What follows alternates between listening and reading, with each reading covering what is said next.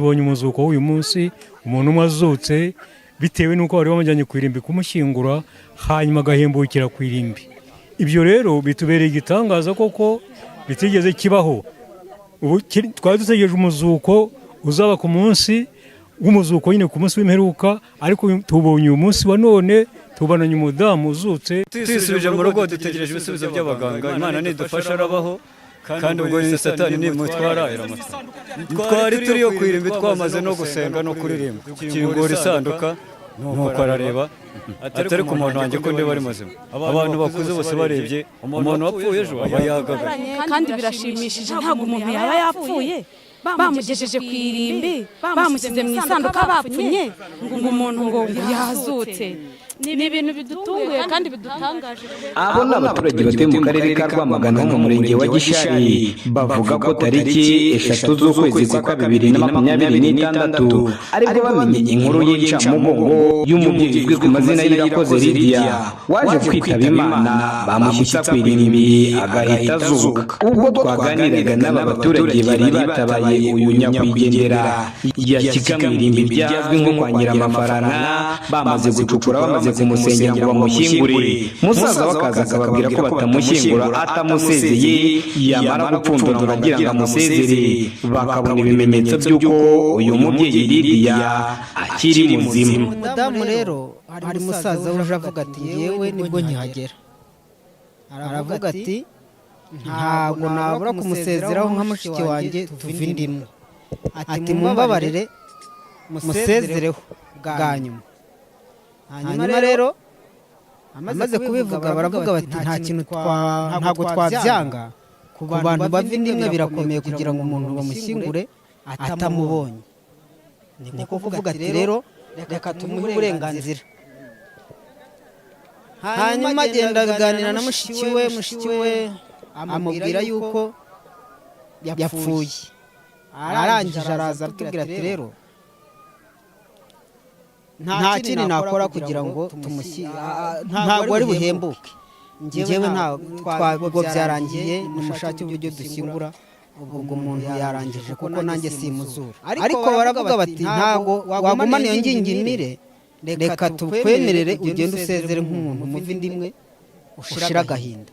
Hanyuma baramugenda barapfundura, mushiki we niwe waje nk'umuntu ugiye gutwikurura nyine kugira ngo buri wese asezere. Baravuga bati n'umuntu wese utamubonye aze asezere. Hanyuma bagiye gukoraho barambura gutyo ukuboko tukabona kurarambuka, bagira gutyo intoki tukabona zirakora. Turavuga tuti uyu muntu ntabwo yaba yashize mu mwuka. Umuntu wapfuye ejo saa 3 se ukuboko kwe kwaba kutaragagara mu buhe buryo? Niko gufata umwanzuro. Baravuga bati ibintu tubanze tuhamagare muganga aduhe umwanzuro, tubashe kumenya ko ubwonko bw'uyu muntu butagikora, tubone gushyingura. Niyo mpamvu turi aha ngaha dutegereje muganga. Bibaye uyu munsi nibwo tubonye umuntu uzutse, kuva igihe abantu bagatangiriye gupfa, ariko tubonye umuzuko w'uyu munsi, umuntu umwe azutse bitewe n'uko bari bamujyanye ku irimbi kumushyingura, hanyuma agahembukira ku irimbi. Ibyo rero bitubereye igitangaza koko bitigeze kibaho. Ubu twari dutegereje umuzuko uzaba ku munsi w'umuzuko nyine ku munsi w'imperuka, ariko tubonye uyu munsi wa none, tubonanye umudamu uzutse uyu munsi.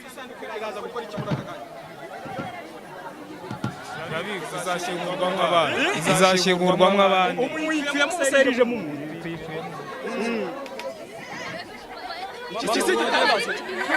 Dusanga Imana uriya muntu akira nta bindi. Narindi mu rugo ngiye kuza gushyingura, ngiye kumva numva barambwiye ngo umuntu wari ugiye gushyingura arazutse. Bahamagaye umutware wanjye kuri telefone, ndavuga ntabwo ibi bintu bishoboka. Ndavuga ni se uyu mubyeyi ko yapfuye ejo saa 3 hazutse ate? Kuva ejo saa 3 kugeza izi saha yabazutse. Nanjye byantunguye pe, ariko ni ibintu bitunguranye kandi birashimishije, ntabwo umuntu yaba yapfuye bamugejeje ku irimbi, bamusize mu isanduka bapfunye. Twisubije mu rugo dutegereje ibisubizo by'abaganga, Imana nidufasha arabaho, kandi ubwo ni Satani nimutwara iramutse. Twari turiyo ku irimbi twamaze no gusenga no kuririmba, nimukingure dusezere mushiki wanjye. Dukingura isanduka nuko arareba, atari ku muntu wanjye ko ndiba ari muzima. Abantu bakuze bose barebye umuntu wapfuye ejo aba yagagaye. aha bakomeje bavuga ko umuzuko wawuhereye mu karere kabo ka Rwamagana, dore ko ari ubwa mbere kuva bavuka babibonye aho umuntu azuka yageze ku irimbi, bakavuga ko ari Imana yabikoze igitangaza muri aka karere kabo ka Rwamagana. Byiza Imana iduhe umugisha gusa uriya muntu ahumeke umwuka w'abazima agaruke mu bantu bazima. Rwose nta Imana itabigenje kuko byatubereye igitangaza kubona umuntu ateje mu gitondo tukabagacukura imva bakayitashya tukajyana umuntu koko nk'abagiye gushyingura musaza we koko ati nimumunyereke twese ni naho tubiboneye. N'ubwa mbere bibayeho kuva twabaho, turumva ari ibintu bikomeye cyane biraturenze.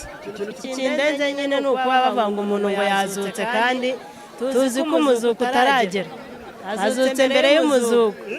Shimira Imana ko imuzuye tukaba dutegereje yuko bazatubwira ati umuntu wacu arazutse. Bitewe n'uko bari bamujyanye ku irimbi kumushyingura hanyuma agahembukira ku irimbi. Ibyo rero bitubereye igitangaza koko bitigeze kibaho. Twari dutegereje umuzuko uzaba ku munsi w'umuzuko nyine ku munsi w'imperuka, ariko tubonye uyu munsi wa none tubonanye umudamu uzutse uyu munsi. Nyakwigendera Irakoze Lydia yimukiye muri aka karere ka Rwamagana aturutse mu murenge wa Jari, akagari k'Agateko akaba ariho yari asanzwe atuye, akaza muri aka karere ka Rwamagana ari umwimukira.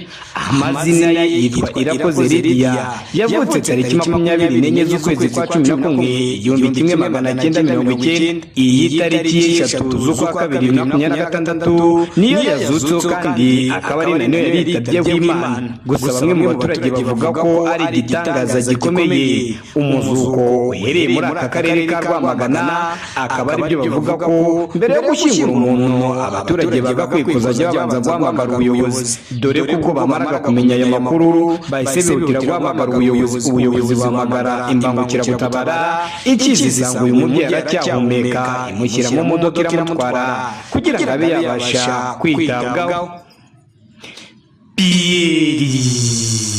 Imashimwe BTN TV mu karere ka Rwamagana. Ikibazo cyo kutagira irimbi rusange hafi ngo ni kimwe mu bibangamiye abaturage bo mu mirenge ya Gataraga, Shingiro na Busogo yo mu karere ka Musanze, kuko iyo bagize ibyago bagapfusha umuntu bibasaba gukora urugendo rw'ibirometero bisaga 15 bajya gushyingura mu kandi karere ka Nyabihu, dore ko ngo kugeza ubu aho bajya gushyingura ari mu irimbi rya Mukamira ryo mu karere ka Nyabihu, kuko ngo ariryo byitwa kuri iri hafi. Iki rero akaba ari ikibazo cy'imbogamizi kuri bo kandi kibabangamiye cyane. Ikibazo kirahari, bivuze ko twebwe nta rimbi dufite, murumva ko ari ikibazo gikomeye. Hari urugendo rumwe kugera aho mujya gushyingura papa? Urebye ni kilometero nka 17. Ni harehare, nta kugerayo n'amaguru ni ikibazo nyine. Abayobozi turabibabwira bati tuzabasubiza gutyo. Turabangamiwe cyane kubera ko ikibazo cy'ubuzima umuntu aba afite, kugira ngo umuntu abure umuntu noneho bigerekeho no gushaka mu kandi karere irimbi, ni ikibazo kitubangamiye cyane. Ubu mushyingura ni hehe hazugenda kunganira? Irimbi rya Mukamira mu karere ka Nyabihu, kandi bisaba amasaha 2 wenda ku muntu ushoboye kugenda. Ubwo uri kumva ko ikibazo kibaye guca nta butabaza umuntu afite kugira ngo abone abamuherekeza, ni ikibazo. Kubera uburyo bagorwa bikomeye no kujya gushyingura kure mu kandi karere, aba baturage barasaba ubuyobozi ko bwabafasha kubona irimbi hafi kugira ngo baruhuke ingendo ndende bakora bajya gushyingura mu kandi karere. Inzego z'ubuyobozi zadufasha kudushakira irimbi ryo gushyinguramo mu mirenge 3 ariwo Busogo, Gataraga na Shingiro. Nicyo kibazo dufite, badufashije badukorera ibyo ngiye. Turasaba ubuyobozi kubera ko aribwo bureberera abaturage, bagize uko badufasha baturebera aho batugenera bakaduha irimbi. Inzego z'ubuyobozi ko zadushakira irimbi kugira ngo tube twashingura ahantu hafi hatatuvunnye. Ikibazo kiratubangamiye, niba leta yadufasha ikatubonera irimbi hafi, yabifashije twebwe igafasha n'abandi batoya bagihari. Kuri iki kibazo umuyobozi wungirije w'akarere ka Musanze ushinzwe iterambere ry'ubukungu Madamu Wanyinegera Clarisse abinyujije mu butumwa bugufi yahaye umunyamakuru wa BTN TV yagize ati: nibyo nta rimbi rusange riri muri iyi mirenge. Akarere gafite irimbi rusange rimwe rya Gacaca. Dufite gahunda y'uko muri buri zone haboneka irimbi, aho ku bufatanye bw'imirenge harimo gushaka ubutaka bwujuje ibisabwa ku bijyanye n'irimbi, hanyuma akarere kakazatanga ingurane.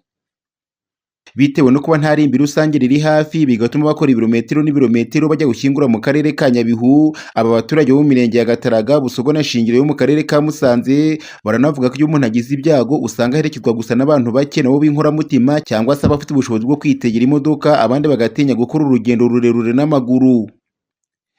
Gaston Nirembere, BTN TV.